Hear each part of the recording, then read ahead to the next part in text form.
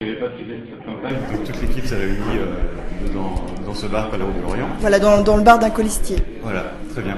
Alors, comment s'est déroulée cette campagne d'abord, parce que les résultats ne sont pas encore tombés? Nous, on est très heureux d'avoir d'une part fait cette campagne parce que, en fait, une liste comme la nôtre, avec une ambition pour notre ville, mais dans un cadre aussi purement affirmé d'autonomie des régions, avec du fédéralisme européen, c'était pas forcément évident. Donc, il y a eu 3 phases. Il y a eu la phase de la construction d'un projet collectif, au-delà des sensibilités politiques des uns et des autres, puisque ça nous apportait peu.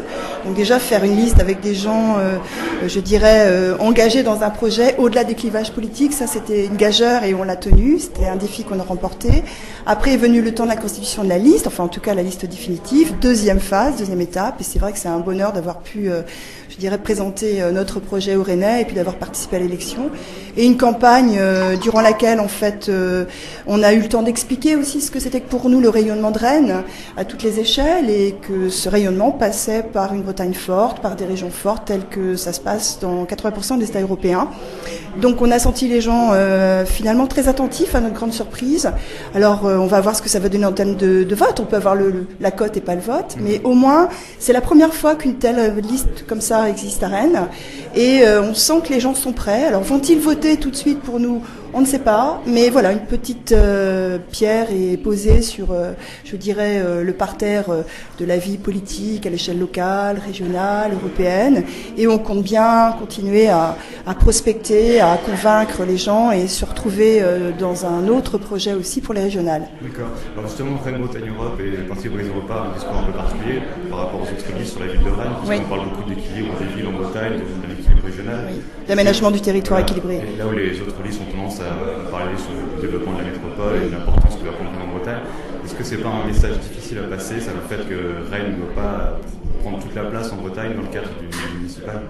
C'est toute la difficulté. Alors moi, c'est vrai que je suis tête de liste Rennes Bretagne Europe et je suis présidente du mouvement Brise Europa, mais les personnes qui composent la liste ne sont pas toutes de Brise Europa. C'est la seule étiquette, politique qui est présente sur la liste. Après, on ne s'est pas trompé d'élection. Parce que pour qui s'intéresse réellement à la vie d'une ville, voit bien qu'en France, des villes importantes n'ont pas de pouvoir si elles ne sont pas à la tête de régions fortes.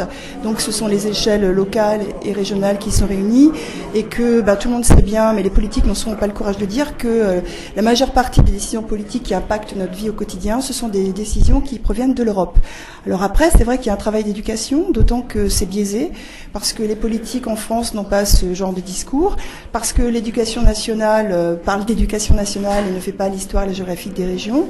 Et quand on parle de ça, c'est pas du repli sur soi. Au contraire, quand on sait d'où l'on vient, on est ouvert au monde. Mais voilà, on a un prisme, d'indivisibilité, d'unité, sans, aussi prendre toute la mesure des richesses que nous avons en France, des richesses de culture, etc. Mais franchement, on pensait que ça aurait été plus dur, quels qu'en soient les résultats, mais plus dur dans le contact avec les gens sur les marchés, lors du pot-à-pot. Et on n'a jamais été mal reçus et on nous a jamais traité d'utopistes. Donc voilà, on est en 2014. Une campagne telle que celle que nous avons menée aujourd'hui n'aurait pas été possible en 2008. Parce que grâce aux réseaux sociaux, grâce aussi à ce qui s'est passé l'automne dernier, grâce également, à cause à la faveur de la crise, les gens se renseignent, écoutent. Et pour ça a été une campagne très instructive et qui nous détermine pour l'avenir à continuer sur ce même chemin. Est-ce que ce n'est pas dur d'exister en tant que parti breton, autonomiste, quand la plupart des autres partis qui sont un peu sur ce créneau-là font figure de support de partis nationaux? Je pense à l'UDB avec le PS, au Parti breton avec M. Chavana, ou même à Résistance qui n'a pas présenté de liste cette fois-ci, mais qui était traditionnellement avec le NPA. Est-ce que c'est pas dur de trouver sa place et d'imposer justement sa singularité? Alors nous, on a essayé justement au début de la campagne des municipales et on essaiera aussi pour les régionales de faire une union de tous les mouvements bretons pour une campagne, pour une élection, ne serait-ce que pour voir ce qu'on vaut, ce qu'on pèse en termes d'électorat. Parce que là, on ne sait pas, parce qu'on y va tout le temps séparément. Et c'est vrai aussi que l'idée de construire Brise Europa, en plus de son projet, c'était de construire avec les autres mouvements une union, pour y aller ensemble, quelles que soient nos sensibilités politiques, pour y aller ensemble sur un projet pour la Bretagne, pour l'Europe et donc pour la France. Donc en fait, l'UDB a souhaité, comme d'habitude, faire alliance avec le PS. On voit quand même le résultat de ces alliances. On ne peut pas dire que le projet breton est beaucoup avancé. Bon, le PB, le Parti breton, a fait cette alliance avec l'UMP, l'UDI pour les élections rennaises. Et en fait, quand vous dites est-ce que c'est dur ? Non, c'est pas dur parce que finalement il y a un seul mouvement breton autonomiste et autonome, puisque sans alliance, on a dit qu'on ne fait pas d'alliance, c'est Braise Europa. Après, on n'est pas en train de s'en gargariser, c'est-à-dire que nous, voilà, on a fait un constat, on n'a pas pu réunir tous les mouvements bretons avec nous. On aurait d'ailleurs pu ne pas en prendre la tête, la tête de cette démarche, peu nous importe, on n'a pas envie de briller, on a juste envie que tout le monde travaille ensemble. Et si ça ne s'est pas fait cette fois-ci, on va essayer de travailler pour les prochaines élections. Et je pense que si nous ne réussissons pas cette démarche commune entre tous les mouvements, y compris celui de M. Troidec, on a des mauvais moments à passer dans l'avenir, parce que les Bretons attendent cela. C'est un signe fort que de leur dire, voilà, nous arrivons à nous unir, quel que soit notre clivage politique, qui compte peu au regard du projet qu'on a à construire ensemble. Et donc c'est un signe fort aussi pour se mobiliser, pour voter pour nous. D'accord. Donc Braise Europa appelle à l'union de tous les partis bretons, quelle que soit leur tendance, et vous êtes prêts à travailler. Oui, sauf les extrêmes. Sauf les extrêmes, voilà. Oui, et puis ça n'a aucun sens. Enfin, d'abord, d'une part, nous n'avons pas de velléité carriériste. Je veux dire, des élus Braise Europa, on aura certainement un jour. Que ce soit nous, pas nous, ça nous est. Enfin, c'est pas important. Nous, ce qu'on veut, c'est que le système hexagonal français change. C'est ce qu'on a dit aussi durant toute cette élection, parce que ça passe par la Bretagne, mais c'est le projet politique aussi. C'est non cumul des mandats, y compris dans le temps, davantage de référendums, une véritable représentation institutionnelle à l'échelle régionale avec des parlementaires bretons. Donc il y a toute une réforme institutionnelle à faire, qui est possible, puisque le président Ayrault, là, à la fin de l'hiver, a présenté son pacte d'avenir pour la Bretagne et parle d'expérimentation. Alors à ceux qui seront élus et qui sont animés de volonté décentralisatrice, on dit banco, faites-le, si nous ne sommes pas élus, on vous suivra de toute façon dans ce projet-là. Très bien. Vous vous présentiez lors de la dernière élection sous l'étiquette Modem. Oui. Quel regard vous portez sur la campagne qui a été faite par M. Chavanat, qui était soutenu cette fois-ci par le Modem? Alors, il n'y avait pas que le Modem, donc qui soutenait M. Chavanat. Écoutez, moi, je trouve qu'il a fait une bonne campagne. Il est resté dans la sobriété. Il a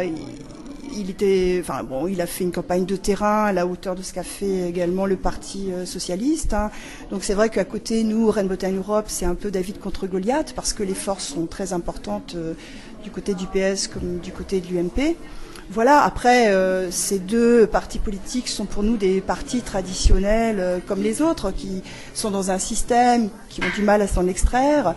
Je sais qu'il y a des jacobins partout, à droite comme à gauche. Bon, je sais qu'il y a l'UDB avec Madame Appéré et le Parti breton avec Monsieur Chavanat. Ils auront des élus. Je ne sais pas qui sera dans la majorité. Mais là, quand même, il est temps de dire, allez, ça suffit, alignons-nous sur ce qui se fait de mieux en Europe et ne restons pas dans une exception française qui n'est plus, je dirais, d'actualité dans ce XXIe siècle. On se cramponne à des modes de fonctionnement qui datent du XVIIIe siècle, voire même au-delà. J'espère qu'ils auront le courage et la modernité d'aller dans ce sens-là. Très bien. Alors, dernière question. On vous a senti dans vos dernières prises de position, notamment face à l'affaire du TNB, plus proche de M. Chavanat quand même que de Mme Appéré. Vous confirmez que vous ne donnerez aucune consigne de vote pour le deuxième tour? Alors, je confirme qu'il n'y aura aucune consigne de vote pour le deuxième tour. Et je dis que si ça avait été M. Chavanat qui avait utilisé ou fait utiliser le fichier du TNB et envoyé en fait cette fameuse lettre à 40 000 adhérents, on aurait fait la même chose aux côtés de Mme Appéré. Je précise aussi que lors de cette conférence de presse, on m'a vu aux côtés de M. Chavanat, les autres candidats étaient conviés et il ne s'agissait absolument pas d'une alliance politique, mais d'une alliance démocratique sur un fait grave que nous voulions dénoncer ensemble, que ce soit la droite ou la gauche ou le centre qui en était à l'origine. Notre présence était normale. Donc pas d'alliance politique, on ne donnera pas non plus de consigne de vote. Très bien, je vous remercie. Je vous en prie.